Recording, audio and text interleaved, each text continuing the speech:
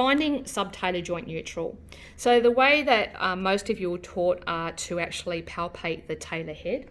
So if we look at the bones, what you're doing is you're trying to find this talar head. And so the tibia, fibula, talus, talar head. So what you'll find is that on the medial side, it will feel bumpy.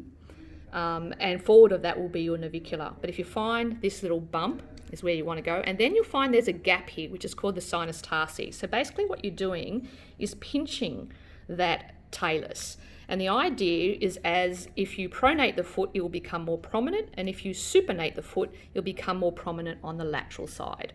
So as you pronate, more prominent on the medial side. As you supinate, more prominent on the lateral side. So on the foot, when you're doing this, you want your hand, your outside hand will be going onto your fifth metatarsal head, and then your inside hand will go to find and palpate your talar head.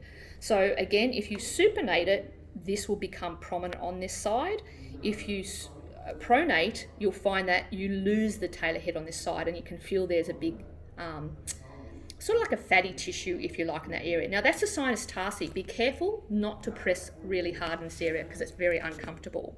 Then on the other side, you'll find when you pronate, the medial side will be more prominent. So what you want to do is find even pressure on the talar head, medially and laterally. And once you find that, you'll find that you're in neutral position. You then push up on the fifth metatarsal gently, and if you have it in position, you'll find that there's a nice gentle push through. When you push, you do not push sidewards at all. The push will go straight up the leg. Now, if I pull this out of its neutral position, if I pronate a little bit, you can see when I push, can you see that my hand wants to go sidewards, so I'm not in neutral. If I come back to neutral now, I'm in neutral now. So I don't actually have to find the talar head, but it's a beginning step to do. I have it in neutral now, so when I push, it's just going up and down.